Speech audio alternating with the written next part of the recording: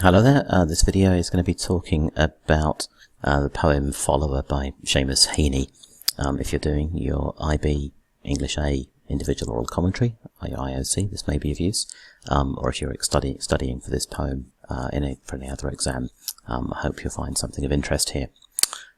So if you are doing your IOC, you want to begin with a general statement that sums up the poem and its effect, and touch upon the theme that's raised here. So if I were to do an intro for this, I'd say something like, today I'll be talking about Follower by Seamus Heaney. In this poem he describes in a lot of detail his father and the way that he worked the land in Northern Ireland, and really the affection that he has for his father. Also he reflects on himself, and there's an element of regret that he didn't live up to his father's physical prowess and skills. And we work our way through the poem, and we'll see how this develops. To begin with, the first section, you can see they're color-coded to help you follow the different parts of the poem. To begin with, we see a big, strong physical description of the father. Working with a horse plough, his shoulders globed like a full sail strung. Very, very poetic, powerful opening. Suggest this poem that will be a memory. It's in the past tense. My father worked with a plough, and a full sail strung. The simile here is the first of several nautical sailing type references to illustrate the power of the father, and also the kind of flowing nature of the ploughing going up and down. Globed like a full sail suggests he's leaning over, his shoulders are rounded, and it's a physical action to get the plough and the shafts and everything to move together.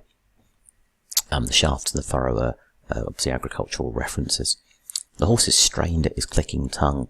It shows us how with just the clicking tongue, just that sound, he could control the horses. So they're certainly working together as a team, and Heaney seems to appreciate this from an early age. An expert, the next stanza sums up just the beginning that defines him. An expert, that's what he is. He has complete power over the horses, and he can plough perfectly and very precisely, and this is what Heaney admires. And again we see more jargon, more agricultural jargon here. Set the wing, fit the bright steel pointed sock, everything's working together. The sod rolled over without breaking reminds us a little bit of a wave crashing without breaking. This is important when you're ploughing, because the nutrients are just under the surface. If you can get the sod of earth to roll over in one movement without breaking it, all the better for the ploughing. At the head rig with a single pluck of reins, again the sweating team. The team here seems to be the horse and the father. Even the horse seems to respect what he's doing, and they work together. Sweating is a physical action that's happening here. His eye narrowed and angled at the ground. You can see the father looking very precisely to make sure this furrow is straight and as good as it can be. So there's a certain precision here, mapping the furrow, a bit like mapping the land or mapping the sea, making sure everything is precise, and again finishing with that word exactly. You could argue possibly Heaney is in a similar position as a poet, making sure everything finishes where it should, and everything is very precise and measured. So perhaps there is a hint of a similarity here between Heaney and his father. We move on to the next section where Heaney is reflecting on himself here and how he feels. I stumbled is the first verb to describe himself. Seems very inferior to the physical and skillful father.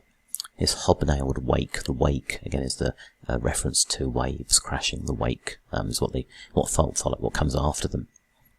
He's very much in their wake, or in the shadow of the father, following all the time behind the father here, metaphorically and physically.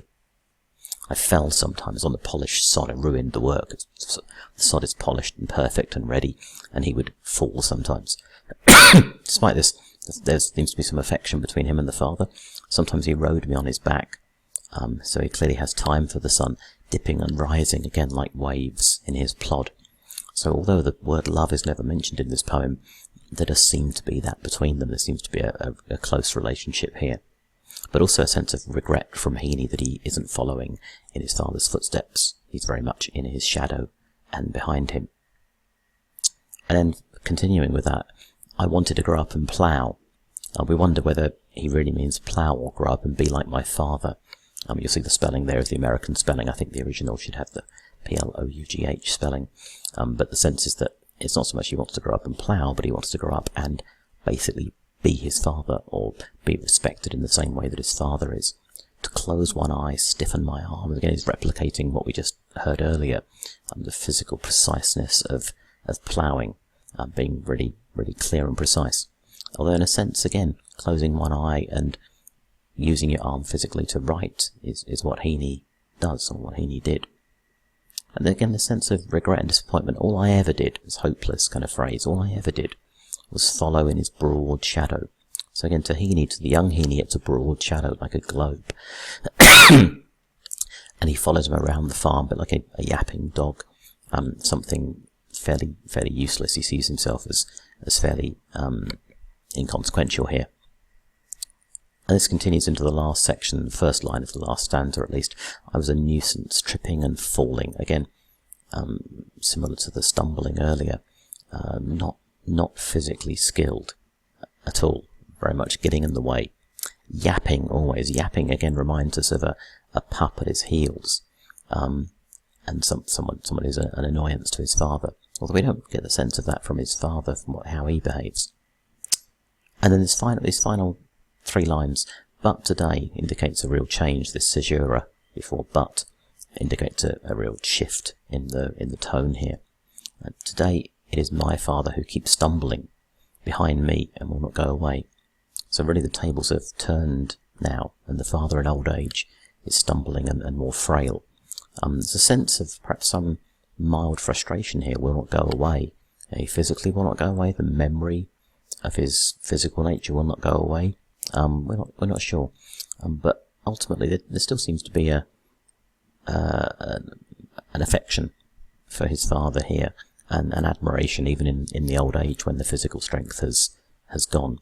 And also a sense of, and that continuing sense of regret, that he hasn't followed in his father's footsteps, and he has always been following. Although at the end here we see the follower is actually, the roles are reversed, and it seems to be the father who is following Heaney the poet, as it says, behind me. Okay, moving on to the form and structure. You should always try and talk about this if you can. This is a particularly good one to talk about, the form and structure. It follows very tight iambic tetrameter, which means 4 stressed parts to each line. Iambic is the unstressed followed by stressed. So da-dum, da-dum, da-dum, that kind of rhythm all the way through. It's pretty strong all the way through. It doesn't really deviate very much. You could argue, if you were to make a map of this poem, the stressed parts and the enjambment and the the shape of it, it's actually very similar to ploughing a field. It's going back and forth. Lots of enjambments. You go to one side of the field and then turn around and go back to the other. So actually, quite cleverly, the structure also seems to reflect the ploughing, which perhaps indicates that Heaney realises he has his own skills.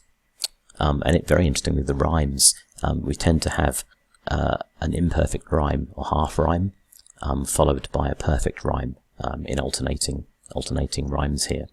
Plough and follow is a half rhyme, whereas arm and farm are pure rhymes. Possibly could suggest this is Heaney's attempt to be as good as his father.